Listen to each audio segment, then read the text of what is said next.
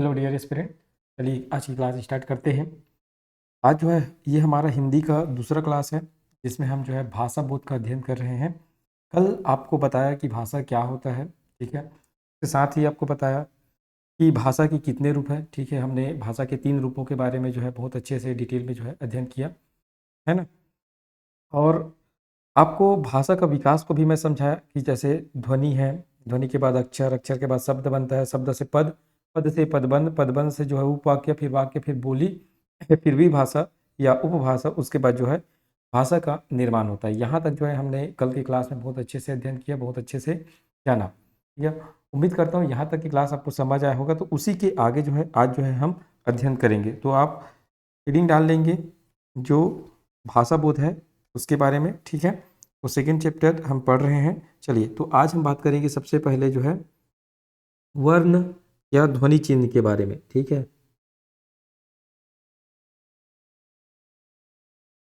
एक मिनट,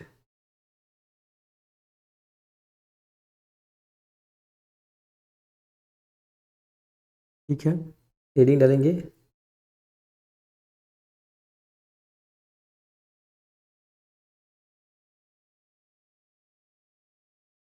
एक मिनट, क्या हो रहा है, ठीक, चलिए। वर्ण या ध्वनि चिन्ह, ठीक है। आप हेडिंग डालेंगे वर्ण या ध्वनि चिन्ह, ठीक है। इसके बारे में जानते हैं। तो याद रखिएगा वर्ण क्या होता है, इसको आप समझिएगा। वर्ण क्या होता है? भाषा की सबसे छोटी इकाई, ठीक है। भाषा की सबसे छोटी इकाई, ठीक है। वर्ण क्या होता है? भाषा की सबसे छोटी इकाई। इस बात को ध्यान रखिएगा, ठीक है। भाषा की सबसे छोटी इकाई क्या है? वर्ण है, ठीक है। उसके बाद याद रखिएगा वर्ण का खंडन नहीं किया जा सकता। वर्ण का खंडन खंडन नहीं किया जा सकता, नहीं किया जा सकता, ठीक है। ध्यान रखिएगा वर्ण का खंडन नहीं किया जा सकता है, ठीक है। इस बात को ध्यान रखिएगा। उसके बाद जैसे उदाहरण की बात करें, उदाहरण, ठीक है। उदाहरण की मैं बात करता हूँ, जैसे ये, इसका उच्चारण नहीं हो सकता, इसका और खंडन नहीं हो सकता। जैसे ये अ का उच्चारण होगा क्योंकि ये स्वर है, ठीक है। स्वर जो है स्वतंत्र रहता है, इसका उच्चारण होगा। लेकिन इसका जो है मैं लिखा हूँ, इसका उच्चारण नहीं हो सकता, क नहीं बोल सकते इसको, क्योंकि इसमें से स्वर निकल गया है, ठीक है। ई, ये सब क्या है? ये सब वर्ण है। इसका और भी खंडन जो है नहीं किया जा सकता। इस बात को विशेष रूप से आप जो है ध्यान में रखिएगा, ठीक है। चलिए, इसके आगे जो है जानते हैं। जैसे अब उसके बाद है अक्षर। अक्षर क्या होता है उसको जानते हैं। अक्षर, ठीक है। अक्षर को ध्यान रखिएगा, अक्षर क्या होता है उसको, ठीक है। तो जब ध्वनि में स्वर का मेल होता है, ठीक है, जब किसमें, जब ध्वनि में जो है स्वर का मेल होता है, ठीक है, तो वह जो है अक्षर बन जाता है। जैसे ही आपको बताया कि ये मान लीजिए जैसे कि ये लिखा हुआ है, ठीक, ये लिखा हुआ है, ये क अगर आप नहीं पढ़ सकते क्योंकि इसमें से जो है स्वर निकल गया, और इसमें अ जब मिलाऊंगा, है ना, स्वर को अ को जब मिलाऊंगा तब ये क होगा, ठीक है। तो ये क्या बन जाएगा? अक्षर बन जाएगा। ये क्या बन जाएगा? अक्षर बन जाएगा, ठीक है। ध्यान रखिएगा, ठीक। तो जब ध्वनि में, जब ध्वनि में जब ध्वनि में स्वर या स्वर या मात्रा, जिसको बोलते हैं स्वर या मात्रा, क्योंकि स्वर की मात्रा बनती है, स्वर या मात्रा का मेल होता है, का मेल होता है, तब वह अक्षर बनता है। तब वह अक्षर बनता है। ध्यान रखिए, तब वह क्या बनेगा? अक्षर बनता है, ठीक है। इस बात को ध्यान रखिए, तब वह क्या बनेगा? अक्षर बनता है, ठीक है। उदाहरण, जैसे ये क में हलंत है प्लस अ, अब ये क्या बन गया? अब ये बन गया क, ये क्या बन गया? क बन गया, ठीक है। शब्द क्या होता है उसको जानते हैं, शब्द, ठीक है। शब्द क्या होता है? तो जो निश्चित अर्थ प्रकट करता है, ठीक है, जो निश्चित अर्थ प्रकट करता है वही क्या कहलाता है? शब्द कहलाता है। ध्यान रखिएगा, जो जो निश्चित अर्थ प्रकट करता है, प्रकट करता है, ठीक है, वो क्या कहलाता है? शब्द कहलाता है, ध्यान रखिएगा। ठीक है, तो शब्द क्या होता है पूछा जाएगा, तो शब्द क्या होता है? जो अपना एक निश्चित अर्थ प्रकट करता हो, वो क्या कहलाता है? शब्द कहलाता है। इस बात को विशेष रूप से आप जो है ध्यान रखिएगा। ठीक है, चलिए उसके बाद हम बात करते हैं। ठीक है, अब बोली क्या होता है, भाषा क्या होता है, उपभाषा क्या होता है, राजभाषा क्या होता है, राष्ट्रभाषा क्या होता है, इसके बारे में जो है अब जो है आप एक एक करके डिटेल में पढ़ते हैं। तो सबसे पहले आप हेडिंग डालेंगे बोली। ठीक है, बोली क्या होता है उसको जानते हैं, बोली।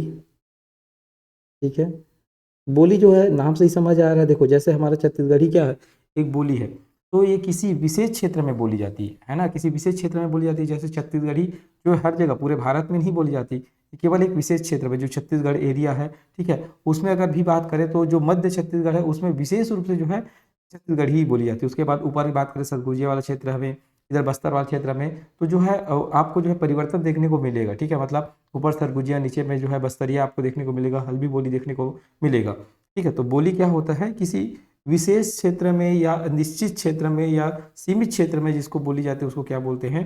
हम बोली कहते हैं। ठीक है, याद रखिएगा। तो बोली जो है यह सीमित क्षेत्र में बोली जाती है, यह सीमित क्षेत्र में बोली जाती है, बोली जाती है, याद रखिएगा। यह सीमित क्षेत्र में बोली जाती है, यह अपने आप जन्म लेती है।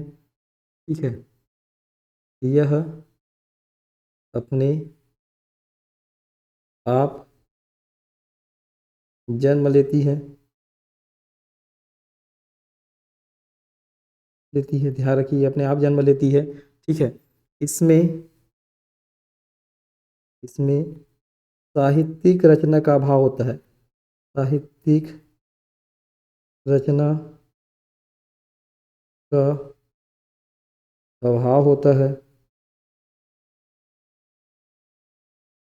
अभाव होता है, ध्यान रखिएगा। इसमें साहित्यिक रचना का अभाव होता है, इसमें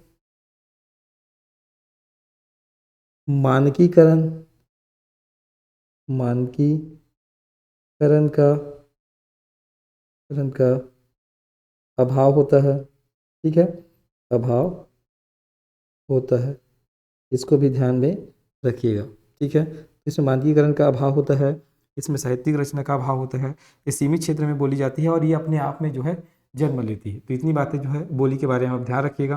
उसके बाद याद रखिएगा विभाषा, विभाषा इसी को बोलते हैं उपभाषा, उपभाषा।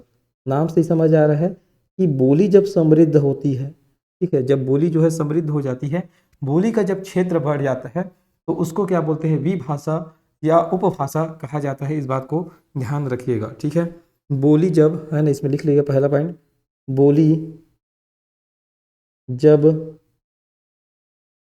समृद्ध समृद्ध हो जाती है, हो जाती है, तो उपभाषा उपभाषा बन जाता है, उपभाषा बन जाती है, बन जाता है, बन जाती है, ठीक है, जो भी है बन जाती है। उसके बाद दूसरा याद रखिएगा, इसमें इसमें जो है साहित्यिक रचना आपको देखने को मिलेगा। ठीक है, याद रखिएगा, इसमें साहित्यिक रचना मिलती है, साहित्यिक रचना मिलती है, मिलती है, ध्यान रखिएगा। उसके बाद तीसरा याद रखिएगा, इसमें इसका व्यवहार क्षेत्र बोली से अधिक है, इसका व्यवहार क्षेत्र, व्यवहार क्षेत्र बोली से अधिक होती है, अधिक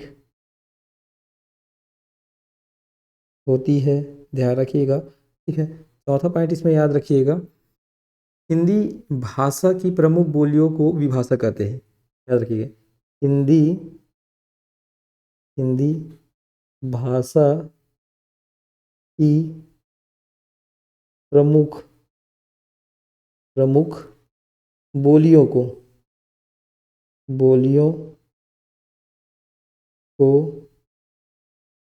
विभाषा कहा जाता है। विभाषा कहा जाता है। ठीक है, इतना पॉइंट जो है आप उपभाषा या विभाषा के बारे में ध्यान रखिएगा। ठीक है, चलिए उम्मीद करता हूँ यहाँ तक आपको बहुत अच्छे से क्लियर समझ आया होगा। ठीक है, उसके बाद बात करेंगे कि राजभाषा क्या होता है, राष्ट्रभाषा क्या होता है। हेडिंग डालेंगे आप राजभाषा। राजभाषा नाम से ही समझ आ रहा है।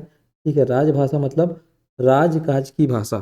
ठीक है, आपको समझ आ रहा है, राजभाषा मतलब राजकाज की भाषा। इसका अर्थ क्या होगा, इसका अर्थ के बारे में बात करें, अर्थ होगा राज काज की भाषा की भाषा। राजभाषा का अर्थ है राजकाज की भाषा। ठीक है, अब राजभाषा से क्या होगा, राजकाज की भाषा से कहने का मतलब है कि इसमें जो है शासन प्रशासन का जो है कार्य चलता है। याद रखिएगा, राजभाषा से राजभाषा से शासन प्रशासन का कार्य चलता है। याद रखिएगा, ठीक है, इससे शासन प्रशासन का कार्य चलता है। ठीक है, याद रखिएगा जो हिंदी है ना, ठीक है, हिंदी जो है ये राजभाषा है। ठीक है, हिंदी हिंदी भारत की राजभाषा है। ठीक है, हिंदी जो है भारत की राजभाषा है, राष्ट्रभाषा नहीं है भाई, राजभाषा। राष्ट्रभाषा क्या होगा, जिसको सभी लोग बोलेंगे, जरूरी नहीं है ना सभी लोग बोलेंगे, उसको बोलेंगे राष्ट्रभाषा। लेकिन हिंदी जो है केवल अभी राजकाज की भाषा है, राष्ट्रभाषा नहीं है, ध्यान रखिएगा। उसके बाद याद रखिएगा चौथा पॉइंट याद रखिए, हिंदी को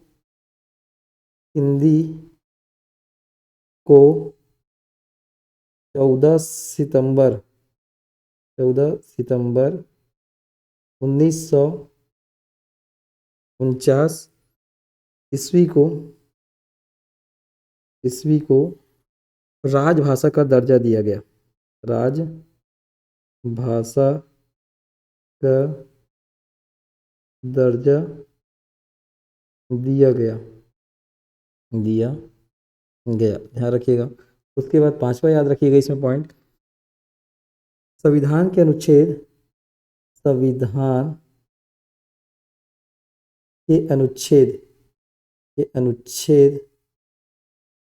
343 के उपअनुच्छेद 1 में संघ की राजभाषा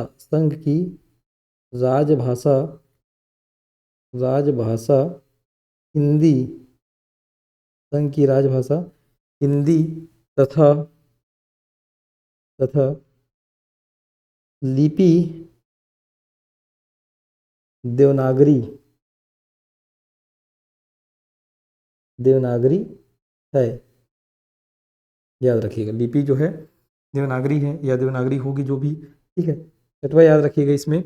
अब अनुच्छेद 343 से लेके 351 तक, अनुच्छेद 343 से लेके 351 तक जो है हिंदी भाषा से संबंधित जो है प्रावधान किया गया है। याद रखिएगा, अनुच्छेद 343 से लेकर 351 तक हिंदी भाषा संबंधी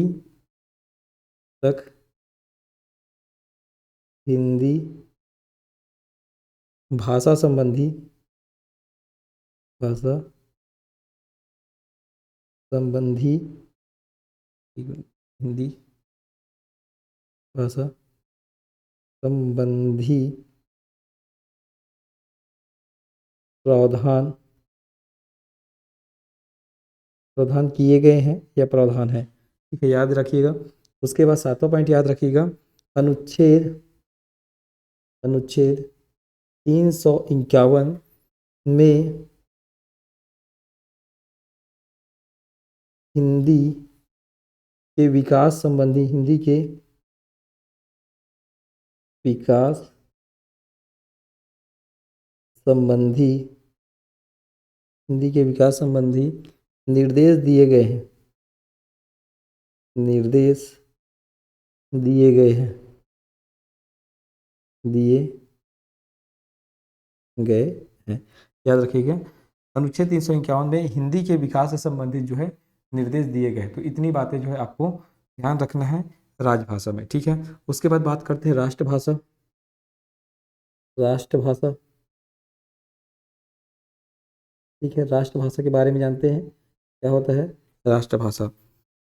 वह भाषा, पहला पॉइंट याद रखिएगा, वह भाषा जो देश की, जो देश की जनता में, जो देश की जनता में लोकप्रिय हो, लोकप्रिय हो, ठीक है, वो क्या कहलाएगी? राष्ट्रभाषा। दूसरा, इसका व्यवहार क्षेत्र, इसका व्यवहार क्षेत्र क्षेत्र अंतर्राष्ट्रीय, अंतर्राष्ट्रीय, अंतर्राष्ट्रीय होता है, ध्यान रखिएगा। इनका व्यवहार क्षेत्र जो है अंतर्राष्ट्रीय होता है। तीसरा पॉइंट ध्यान रखिएगा, 10 जनवरी 1975 को, 1975 को नागपुर में, नागपुर में विश्व हिंदी सम्मेलन, विश्व हिंदी सम्मेलन, विश्व हिंदी सम्मेलन हुआ था, हुआ था, ठीक है। इसलिए, इसलिए 10 जनवरी को, 10 जनवरी को विश्व हिंदी दिवस, विश्व हिंदी दिवस के रूप में मनाते हैं, दिवस के रूप में मनाते हैं, ध्यान रखिएगा, ठीक है। तो 10 जनवरी को विश्व हिंदी दिवस के रूप में मनाया जाता है, ठीक है, बहुत इंपॉर्टेंट है ये बात, याद रखिएगा। 10 जनवरी को विश्व हिंदी दिवस के रूप में मनाया जाता है। उम्मीद करता हूँ यहाँ तक की चीज़ें जो है आपको क्लियर हुई होगी, ठीक है। चलिए अब आगे बढ़ते हैं। अब नेक्स्ट चैप्टर पढ़ेंगे लिपि, ठीक है। अब जो है अगला चैप्टर पढ़ेंगे लिपि, ठीक। तो याद रखिएगा तीसरा चैप्टर है लिपि, लिपि नाम से समझ आ रहा है, लिपि, ठीक है, लिखने के बारे में जानेंगे, ठीक है। तो लिपि क्या होता है उसको समझते हैं, ठीक है। तो हेडिंग डालिएगा, भाषा को, भाषा को दृश्य रूप, है ना, भाषा को दृश्य रूप प्रदान करने वाली वर्ण प्रतीकों की व्यवस्था, ठीक है। भाषा को जो है दृश्य रूप प्रदान करती है, तो दृश्य रूप प्रदान करने वाली वर्ण व्यवस्था, है ना, जो वर्ण व्यवस्था होता है, ठीक है, उसी को ही क्या कहा जाता है? जो है लिपि कहा जाता है, ठीक है। क्योंकि किसी भी भाषा को दर्शाना है तो उसके वर्ण व्यवस्था को, है ना, हम जो है उनके जो प्रतीक चिन्ह है उसमें लिखते हैं, ठीक है। तो इसी को क्या कहा जाता है? लिपि कहा जाता है। इस बात को ध्यान में रखिएगा। तो भाषा को दृश्य रूप प्रदान करने वाली वर्ण प्रतीकों की व्यवस्था को ही क्या कहा जाता है? लिपि कहा जाता है, ठीक है। हिंदी की जो लिपि है वो देवनागरी लिपि है। हिंदी को किस लिपि में लिखा जाता है? देवनागरी लिपि में लिखा जाता है। और देवनागरी लिपि का जो विकास है, ठीक है, और जो देवनागरी लिपि है उसका जो विकास है वो ब्राह्मी लिपि से हुआ है, ठीक है। वो कहाँ से हुआ है? ब्राह्मी लिपि से हुआ है। तो याद रखिएगा, भाषा को दृश्य रूप प्रदान करने वाली वर्ण प्रतीकों की व्यवस्था को ही, है ना, वर्ण प्रतीकों की व्यवस्था को ही क्या कहा जाता है? लिपि कहा जाता है। तो लिख लीजिए, भाषा को दृश्य रूप, दृश्य रूप प्रदान करने वाली, प्रदान करने वाली वर्ण प्रतीकों की व्यवस्था, की व्यवस्था व्यवस्था लिपि कहलाती है। लिपि कहलाती है, ध्यान रखिएगा, यह लिपि कहलाती है। ठीक, उसके बाद याद रखिएगा हिंदी हिंदी देवनागरी लिपि में, हिंदी जो है देवनागरी लिपि में लिखी जाती है, लिखी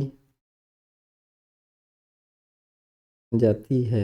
ठीक है, लिखी जाती है। देवनागरी लिपि देवनागरी लिपि का विकास ब्राह्मी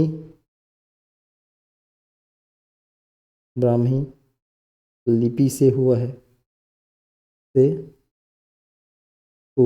ठीक है। तो इसको पूछा जाता है विकास क्रम को, कि जो देवनागरी लिपि है उसका विकास तो ब्राह्मी लिपि हुआ, लेकिन कैसे हुआ है उसका क्रम जो है पूछा जाता है। ठीक है, ध्यान रखिएगा, क्रम जो है पूछा जाता है। ठीक, तो जानते हैं कैसे हुआ। सबसे पहले तो ब्राह्मी लिपि आएगा। ठीक है, ब्राह्मी लिपि, लगभग सभी लिपियों का विकास जो है ना ब्राह्मी लिपि से हुआ, ध्यान रखिएगा। तो ब्राह्मी लिपि सबसे पहले, ये ब्राह्मी के बाद बना उत्तरी ब्राह्मी। ठीक है, उत्तरी ब्राह्मी के बाद याद रखिएगा गुप्त लिपि। ठीक है, गुप्त लिपि के बाद याद रखिएगा सिद्ध मातृका।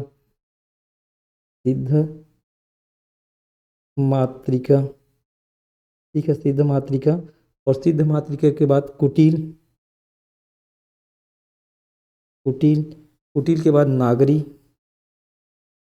कुटिल के बाद याद रखिएगा नागरी, और नागरी के बाद जो है पश्चिमी, और पश्चिमी के बाद जो है याद रखिएगा आप हिंदी। ठीक है, पश्चिमी के बाद क्या आएगा, हिंदी आएगा। तो लिपि का विकास क्रम भी इम्पोर्टेंट है। लिपि के विकास क्रम को पूछा जाता है एग्जाम में, क्रम से जमाने को पूछा जाता है। अगर एक भी गलती हुआ तो सीधा ये जो है, ठीक है, 4 ऑप्शन में देखिएगा ऐसे ही रहता है, एक एक जो है मिस्टेक किया रहता है, तो आप जो है समझ नहीं पाएंगे। तो बहुत अच्छे से इसको कंटेस्ट कर लीजिएगा, इसको कई बार पूछा गया है। ठीक है, और ये जो है सब बेसिक है, इसको अगर नहीं मालूम रहेगा तो आप जो है, मैं समझता हूँ कि आप हिंदी नहीं पढ़े हैं। ये बेसिक है, इसको बहुत अच्छे से ध्यान रखिएगा। यहाँ से जो है क्वेश्चन बनता ही बनता है। ठीक है, आप क्वेश्चन पेपर उठा के देख लीजिए, PYQ का, CGP आपम का हो, चाहे आपका CGPSC को हो। ठीक है, जो पुराने प्रश्न पत्र हैं, ठीक है, उसको आप जो है पढ़िए। ठीक है, आपको समझ आ जाएगा। ठीक, अभी जो है थोड़ा सा पैटर्न में बदलाव आया है, लेकिन याद रखिएगा कि व्यापम का जो पैटर्न है कब बदल जाएगा किसी को मालूम नहीं रहता। ठीक है, अभी सडनली जो है, हालांकि इसी को पूछा जाता है, लेकिन अब जो है 4-5 ऑप्शन जो है, ऑप्शन तो वही रहता है, कथन कारण वगैरह जो है अब उसमें सम्मिलित कर दिया है। क्वेश्चन को थोड़ा सा बड़ा कर दिया, क्वेश्चन आज भी वही है लेकिन क्वेश्चन जो है थोड़ा सा बड़ा हो चुका है। ठीक है, उसमें सही जोड़ी मिला वगैरह है। ठीक है, या JKL से जैसा जो है ऑप्शन अब बनने लग गया, तो इस बात को ध्यान रखिएगा। ठीक है, तो ये सब चीज़ जब पढ़े रहेंगे तभी आप जो है ऑप्शन को बना पाएंगे। ठीक है, चलिए अब आगे बढ़ते हैं। भारत की सभी लिपि का विकास जो है किससे हुआ है, ब्राह्मी लिपि से हुआ, इस चीज़ को बताया। लगभग सभी लिपि का जो विकास होता है वो ब्राह्मी लिपि से होता है, कुछ को छोड़ दिया जाए तो। ठीक है, उसके बाद याद रखिएगा हिंदी मराठी नेपाली, हिंदी याद रखिएगा नेपाली हिंदी नेपाली मराठी, हिंदी नेपाली मराठी, संस्कृत। ठीक है, ये सब याद रखिए, कौन कौन सा, हिंदी नेपाली मराठी संस्कृत, सब किस में लिखी जाती है, तो याद रखिएगा देवनागरी लिपि में, देवनागरी लिपि में जो है लिखी जाती है। ठीक है, ये सब जो है देवनागरी लिपि में लिखी जाती है, ध्यान रखिएगा। उसके बाद याद रखिएगा जो पंजाबी है, ठीक है, पंजाबी जो है याद रखिएगा ये गुरुमुखी लिपि में लिखी जाती है, गुरुमुखी लिपि में लिखी जाती है, लिखी जाती है, ध्यान रखिए। ठीक है, जो पंजाबी है गुरुमुखी लिपि में लिखी जाती है, इस बात को ध्यान रखिएगा। ठीक है, उसके बाद याद रखिएगा लिपि का आविष्कार क्यों हुआ है, इस बात को ध्यान रखिएगा। तो लिपि का जो आविष्कार है भाषा की सार्वभौमिकता और उसको एकात्मकता बनाए रखने के लिए, ठीक है, भाषा को जो है सभी जगह एक समान रूप से बनाए रखने के लिए जो है लिपि का आविष्कार हुआ है। अगर हम कहीं भी जाते हैं, ठीक है, और भाषा में हमको जो है, या अब बोल सकते हैं कि लिपि का अगर आविष्कार नहीं होता, ठीक है, तो हम जो है चीज़ों को नहीं समझ पाते। तो सभी जगह एक जैसे चीज़ें जो है लिखा रहता है। अगर देवनागरी में लिखा है, हिंदी भाषा लिखा हुआ है, तो देवनागरी लिपि में लिखा रहेगा। मतलब हमको मालूम है कि देवनागरी लिपि में वर्ण प्रतीक क्या क्या है, ठीक है। इस कारण जो है उसको पढ़ना जो है आसान हो जाता है। इसीलिए जो है भाषा की सार्वभौमिकता और एकात्मकता हेतु जो है लिपि का आविष्कार किया गया है, ठीक है, लिपि का विकास हुआ है। भाषा की अभिव्यक्ति क्या है, लिपि है। भाषा की अभिव्यक्ति क्या है, लिपि है, याद रखिएगा। और भाषा का जो प्रवाह होता है, ठीक है, हमेशा याद रखिएगा, भाषा का जो प्रवाह होता है कठिन से जो है सरल की ओर होता है। कोई भी चीज़ जो है कठिन से सरल की ओर जो है प्रवाहित होती है, इस बात को ध्यान में रखिएगा, ठीक है। तो इसको लिखिएगा, भाषा भाषा की सार्वभौमिकता, सार्वभौमिकता,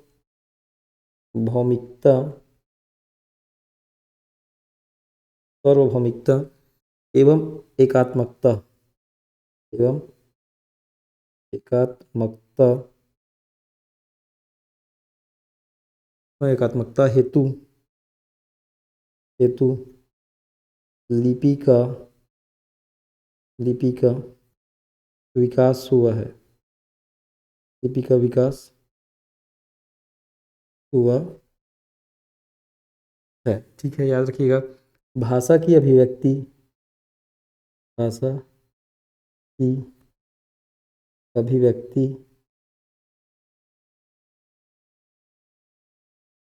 भाषा की अभिव्यक्ति ही लिपि है। भाषा की अभिव्यक्ति लिपि है, लिपि है, ठीक है। भाषा की अभिव्यक्ति क्या है, लिपि है, ध्यान रखिएगा। भाषा का प्रवाह, भाषा का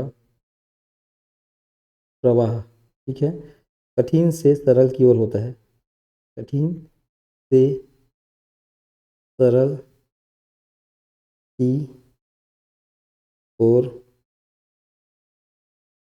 होता है, ध्यान रखिए, कठिन से सरल की ओर होता है, ठीक है। अब हम बात करें लिपि। तो लिपि जो है ना दो प्रकार से, अब याद रखिएगा, लिपि जो है दो प्रकार से हो सकता है। एक होता है आपका अक्षरात्मक लिपि, एक होता है अक्षरात्मक लिपि, अक्षरात्मक लिपि, दूसरा होता है वर्णात्मक लिपि, दूसरा होता है वर्णात्मक लिपि, ठीक है, याद रखिए, दूसरा क्या होगा, वर्णात्मक लिपि, ठीक है। अक्षरात्मक लिपि, इसमें प्रतीक चिन्ह का जो है प्रयोग होता है, याद रखिएगा। इसमें जो है, इसमें इसमें प्रतीक चिन्ह का, प्रतीक चिन्ह का प्रयोग होता है, प्रयोग होता है, याद रखना, इसमें प्रतीक चिन्ह का प्रयोग होता है। इसमें वर्ण का प्रयोग होता है, इसमें वर्ण का प्रयोग होता है, प्रयोग होता है, ठीक है, होता है, ठीक है। इसमें वर्ण का प्रयोग होगा, इसमें प्रतीक चिन्ह का प्रयोग होगा, ठीक है। चलिए, अब उसके बाद ना कुछ बातें जो है मैं देवनागरी लिपि के बारे में बताता हूँ, जिसको ध्यान रखिएगा। कुछ देवनागरी लिपि की विशेषता जो है एग्जाम में पूछा जाता है, उसको याद रखिएगा। तो लिखिएगा, देवनागरी लिपि की विशेषता, देवनागरी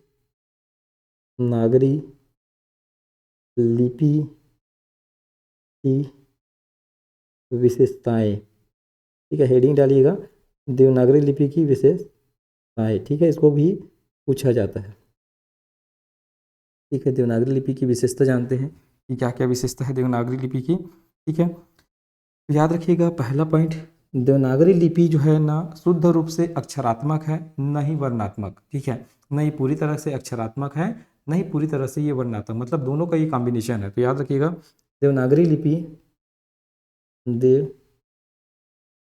लिपि लिपि न तो शुद्ध रूप से, न तो शुद्ध रूप से, शुद्ध रूप से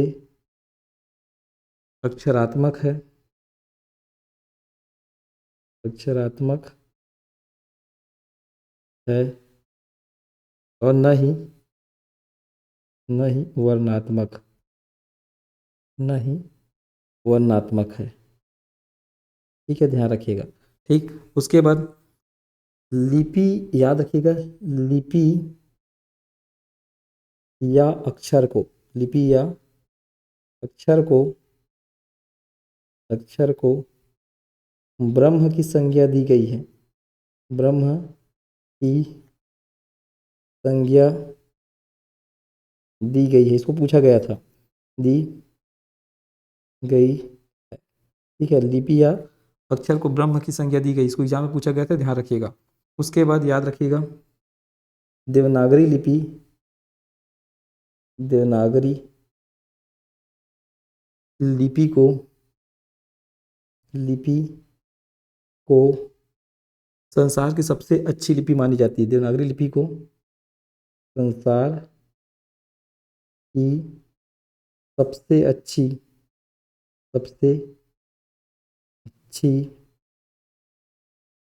लिपि मानी जाती है, लिपि मानी जाती है, मानी जाती है, ध्यान रखिएगा। ठीक है, देवनागरी लिपि को संसार की सबसे अच्छी लिपि मानी जाती है। उसके बाद याद रखिएगा, देवनागरी लिपि में, देवनागरी लिपि में, लिपि में है ना, ये विशेष रूप से ध्यान रखिएगा, 52 अक्षर होते हैं, 52 अक्षर होते हैं, जिसमें से होते हैं, जिसमें 14 स्वर, याद रखिएगा कितने स्वर, जिसमें 14 स्वर और 38 व्यंजन, 38 व्यंजन है। ठीक है, 52 अक्षर है जिसमें 14 स्वर और 38 व्यंजन है। ठीक है, देवनागरी लिपि में याद रखिएगा, एक ध्वनि के लिए, एक ध्वनि के लिए, एक ध्वनि के लिए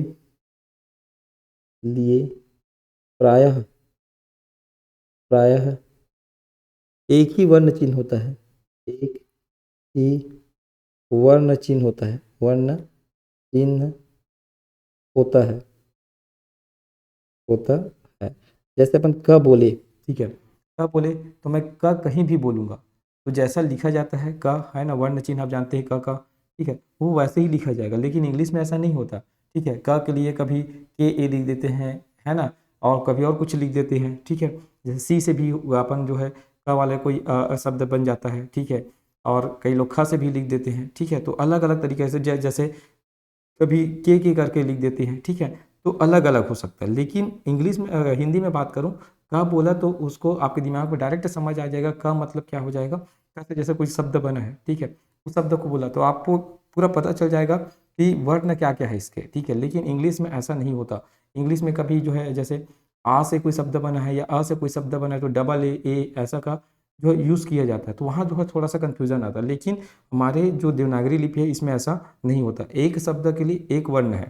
ठीक है, याद रखिएगा। उसके बाद जैसा उच्चारण वैसा लिखना होता है इसको, जैसा उच्चारण, उच्चारण वैसा लिखना होता है, वैसा, जैसा उच्चारण वैसा लिखना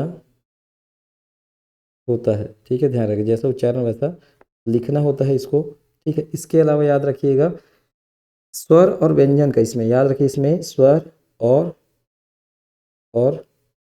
व्यंजन का, स्वर और व्यंजन का वैज्ञानिक वर्गीकरण किया गया है। स्वर और व्यंजन का वैज्ञानिक, वैज्ञानिक वर्गीकरण, वर्गीकरण किया गया है, किया गया है, इसको भी पूछा जाता है, याद रखिएगा। तो जो 7 में जो विशेषता बताया है, ये सातों व्यवस्था जो है विशेषता आपको अच्छे से याद होना चाहिए। ध्यान रखिएगा कि इसमें जो है स्वर और व्यंजन का जो है वैज्ञानिक वर्गीकरण किया गया, तो इसको पूछा जाता है क्या देवनागरी लिपि में स्वर और व्यंजन का वैज्ञानिक वर्गीकरण है, तो है भाई, स्वर और व्यंजन का वैज्ञानिक वर्गीकरण आपको देखने को मिलेगा। ठीक है, चलिए अब जो है लिपि का विकास क्रम देखते हैं थोड़ा सा। ठीक है, अलग अलग प्रकार की लिपि है उसका विकास हुआ, कैसे कैसे विकास हुआ। तो लिपि का विकास क्रम, लिपि का विकास क्रम, विकास क्रम, ठीक है। लिपि का विकास क्रम देखते हैं कि सबसे पहले कौन सी लिपि आई, ठीक है, उसके बाद कौन सी लिपि आई, ठीक है। तो सबसे पहले याद रखिएगा चित्रलिपि, ठीक है। पहले अब देखे होंगे आदि मानव जो है गुफा वगैरह में चित्र बनाए हैं, चित्रलिपि, ठीक है। इसमें चित्र बना दिए हैं, बस हमको समझ नहीं आता कि कैसे उसका मतलब, कई जगह इसको पढ़ने में अभी भी जो है इतिहासकार जो है सफल नहीं हुए हैं, या इन चित्रों को जो पढ़ने वाले वो भी अभी तक सफल नहीं हुए हैं, ठीक है। जैसे हम बात करते हैं, ठीक है, प्रागैतिहासिक काल के बारे में, ठीक है, उसमें चित्र वगैरह बना हुआ है, उसको पढ़ने में जो है अभी भी सफलता नहीं मिली। तो एक हुआ चित्रलिपि, ठीक है। अपने चित्रों के द्वारा जो है विचार को अभिव्यक्त किया गया है चित्रलिपि में। दूसरा याद रखिएगा सूत्रलिपि है, ये जो है सूत्रलिपि, दूसरा लिपि क्या हुआ, सूत्रलिपि। सूत्रलिपि के बाद बना, आपका ध्यान रखिएगा, प्रतीकात्मक लिपि, प्रतीकात्मक लिपि, प्रतीकात्मक लिपि, ठीक है, याद रखिएगा प्रतीकात्मक लिपि। फिर चौथा याद रखिएगा भावमूलक लिपि, भावमूलक लिपि, जिसमें भाव को दर्शाया गया है, ठीक है, एक भाव प्रकट होता है, भावमूलक लिपि। अब भाव ध्वनि मूलक लिपि, भाव ध्वनि मूलक लिपि, ठीक है। तो जो देवनागरी लिपि है वो भाव ध्वनि मूलक लिपि है, भाव को भी बताता है, ध्वनि भी निकलता है, ठीक है, सॉरी, भाव ध्वनि मूलक, उसके बाद ध्वनि मूलक आएगा। तो ध्वनि मूलक जो है वो देवनागरी लिपि जो है ध्वनि मूलक लिपि, याद रखिए। तो ध्वनि मूलक लिपि, इसके बाद जो आएगा ध्वनि मूलक लिपि, ठीक है। तो जो देवनागरी लिपि है वो ध्वनि मूलक लिपि है, याद रखिएगा, यहाँ देवनागरी लिपि, ठीक है। देवनागरी लिपि कैसी लिपि है, तो ध्वनि मूलक लिपि है, ठीक है, याद रखिएगा, ठीक है। ये भाव प्रकट नहीं करता, केवल जो है ध्वनि प्रकट करता है, भाव प्रकट नहीं करता, भाव प्रकट नहीं करता, भाव प्रकट नहीं करता, केवल ध्वनि ये प्रकट करता है, ठीक है, देवनागरी लिपि, ध्यान रखिएगा, ठीक है। तो लिपि का विकास क्रम को आप ध्यान में रखिएगा, बहुत इंपॉर्टेंट है, यहाँ से जो भी है प्रश्न पूछा जाता है। चलिए, तो मैं उम्मीद करता हूँ आज की क्लास यहीं पर समाप्त करता हूँ। इसकी आगे जो है, ठीक है, स्वर, फिर व्यंजन, वर्णमाला जो है कल से अपन जो है स्टार्ट करेंगे, स्वर, ठीक है। कल जो है स्वर व्यंजन के बारे में बहुत अच्छे से जानेंगे, उसके बाद जो है संधि, फिर समास, ठीक है, फिर उसके आगे क्रिया विशेषण जितना भी है सबको जो है बहुत अच्छे से पढ़ेंगे। उम्मीद करता हूँ यहाँ तक आपको जो है क्लास समझ आए, ठीक है। अभी जो है क्लास जो है हिंदी का मैं छोटा छोटा ले रहा हूँ, लगभग 40 मिनट का ये क्लास है, इसलिए इसको छोटा कर रहा हूँ ताकि आप जो है इसके इतिहास को, है ना, इसके विकास क्रम को बहुत अच्छे से समझे। उसके बाद तो संधि, समास, क्रिया विशेषण वगैरह को तो आप ऑलरेडी जानते हैं, बहुत अच्छे से जानते हैं, तो उसमें जो है आपको पता भी नहीं चलेगा समय। तो उस क्लास को जो है मैं थोड़ा सा जो है लंबा करूँ, क्योंकि ये जो है ऐतिहासिक पोर्सन है, इस कारण जो है इसमें थोड़ा सा आपको समझने में समय लगेगा, इस चीज़ों को याद करने में। हो सकता है कई बच्चे इसको तो पहली बार पढ़ रहे होंगे, ठीक है। जब भी मैं तैयारी करने गया था मैं भी ये सब चीज़ को पहली बार पढ़ा, तो मुझे भी लगा कि ये क्या है, ठीक है। लेकिन जब एग्ज़ाम हॉल में आप इससे संबंधित प्रश्न जब देखेंगे तो आपको समझ आएगा कि वाकई में इसका जो वैल्यू है कि बहुत इंपॉर्टेंट है, और यहाँ से प्रश्न बनता है। जब तक आप जो है MCQ जो है प्रैक्टिस नहीं करेंगे, PYQ सॉल्व नहीं करेंगे, तब तक जो है आपको पता नहीं चलेगा कि आपको क्या क्या पढ़ना है और क्या क्या क्वेश्चन पूछा जाता है। केवल सिलेबस देख के आप डिसाइड नहीं कर सकते सिलेबस में दिया है कि नहीं दिया। सिलेबस में नहीं दिया है तो भी आपको ये पढ़ना पड़ेगा। क्यों पढ़ना पड़ेगा? क्योंकि क्वेश्चन हिंदी बोल दिया तो हिंदी के अंदर सब आ जाता है, ठीक है। हाँ, कुछ स्पेसिफिक टॉपिक है जो नहीं आता, ठीक है, लेकिन आप वो कब समझ आएगा आपको, जब आप PYQ जो है सॉल्व करेंगे तब समझ आएगा कि कौन से टॉपिक से क्वेश्चन पूछा जाता है और कौन से टॉपिक से नहीं पूछा जाता है। तो उम्मीद करता हूँ यहाँ तक समझ आया होगा। चलिए, आज की क्लास जो है मैं यहीं समाप्त करता हूँ, ठीक है।